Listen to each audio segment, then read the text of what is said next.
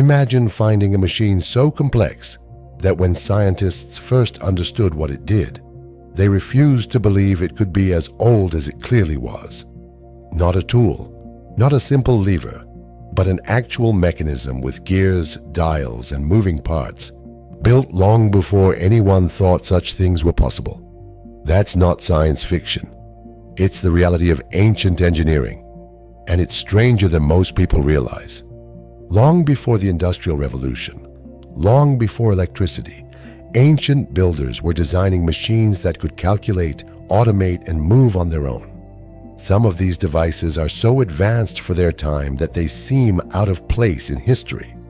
Today, we're looking at ancient machines that still amaze the engineers and scientists who study them. Let's start with the most incredible one. Number 1, the Antikythera mechanism. In 1901, a group of Greek sponge divers were exploring a shipwreck off the coast of the small island of Antikythera.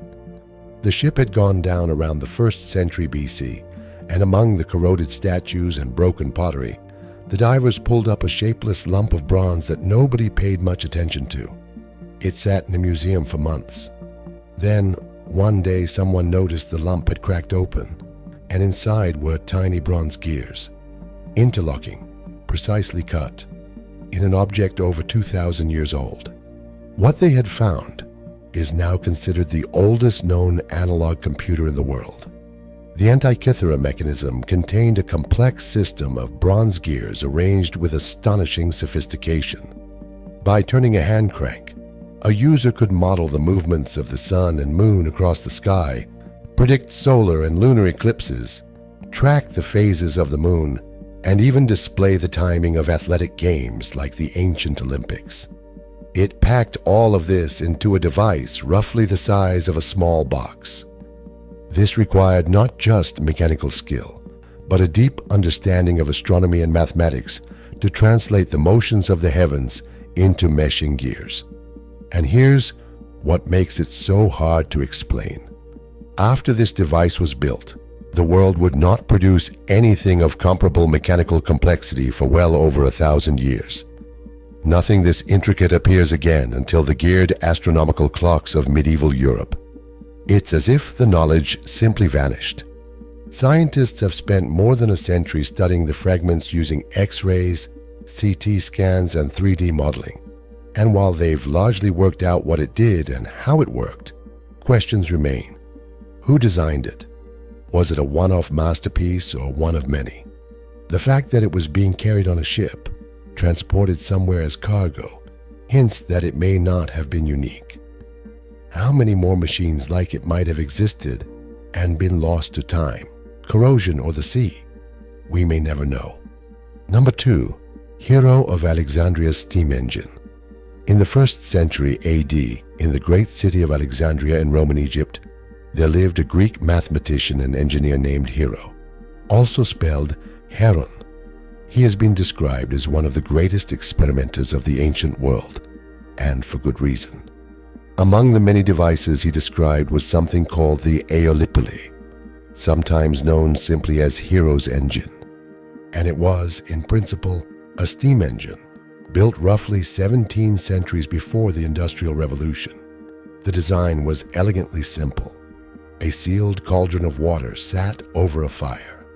As the water boiled, steam traveled up through tubes into a hollow metal sphere mounted so it could spin freely. 2 bent nozzles stuck out from the sphere at opposite angles, and as the steam shot out of them, the reaction sent the sphere spinning around. This is the same basic principle of reaction propulsion that would one day be understood in rockets and turbines. Hero had grasped, at least through observation, that heated water produces an expanding force that can create motion. Here's the fascinating and slightly frustrating part.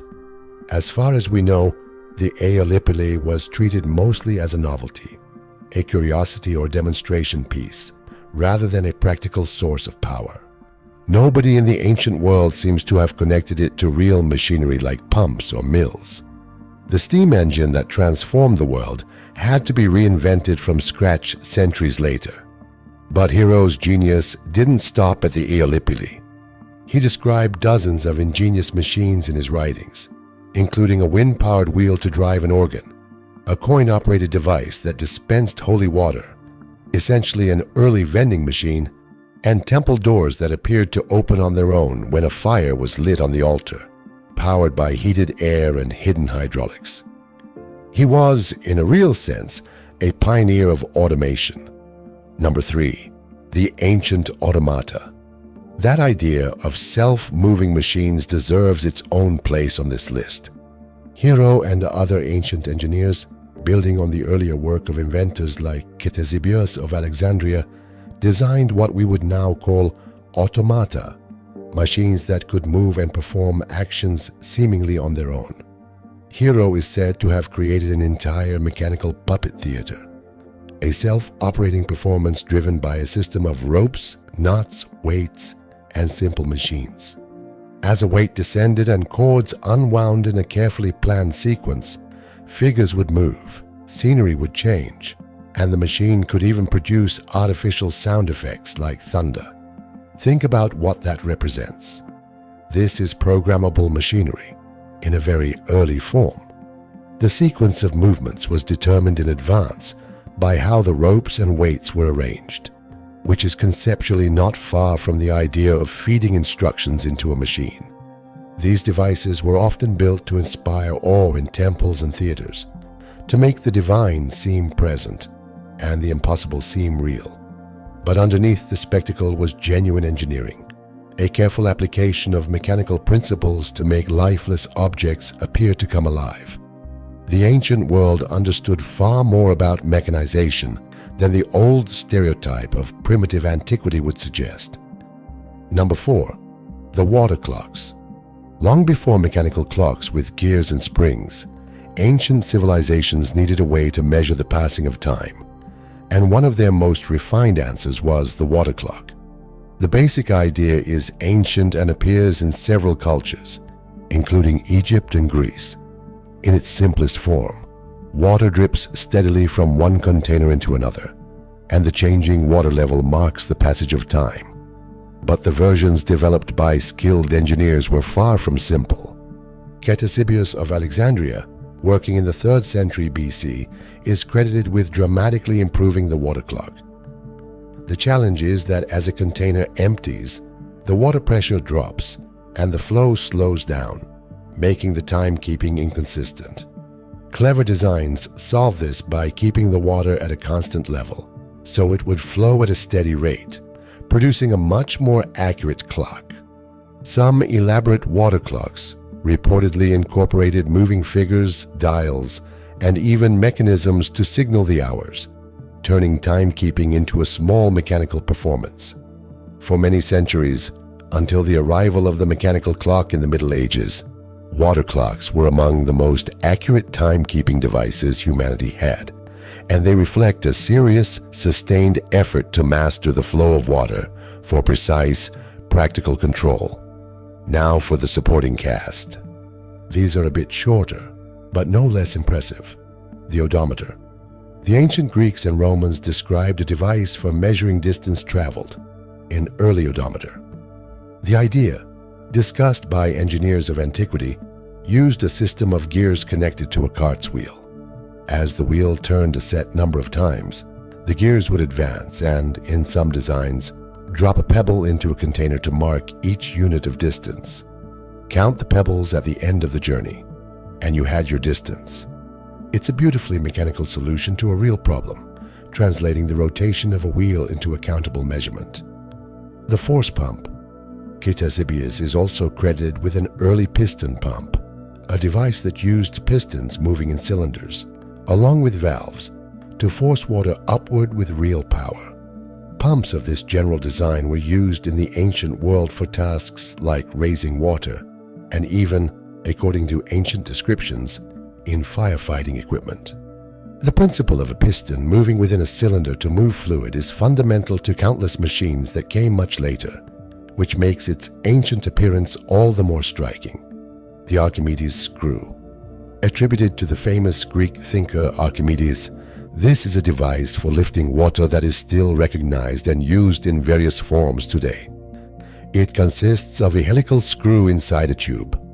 When the lower end is placed in water and the screw is turned, water is carried up along the spiral and lifted to a higher level.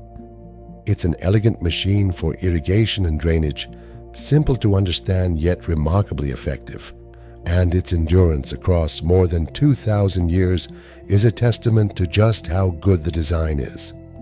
And finally, the astronomical and calculating traditions behind these machines.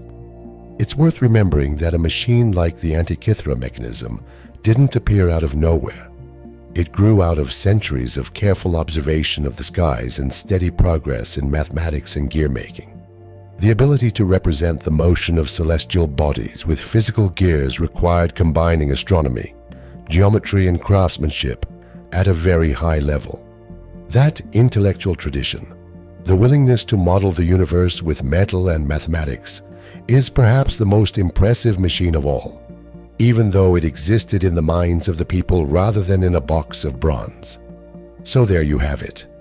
Ancient machines that our ancestors built, sometimes 2,000 years ago, that still impress the engineers and scientists who examine them. The Antikythera mechanism modeled the heavens with gears no one could match for over a millennium. Hero of Alexandria spun a sphere with steam and threw open temple doors with hidden machinery. Automata performed on their own. Water clocks measured time with careful precision, and simple, brilliant devices lifted water and counted the miles.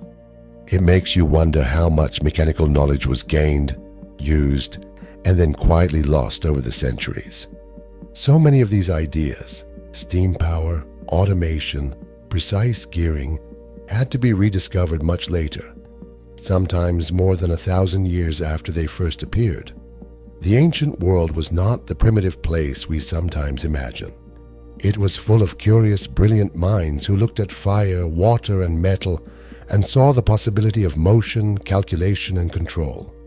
And maybe the real lesson is buried in that lump of bronze from a shipwreck. That knowledge is fragile, that progress is not always a straight line, and that the people who came before us were often far cleverer than we give them credit for.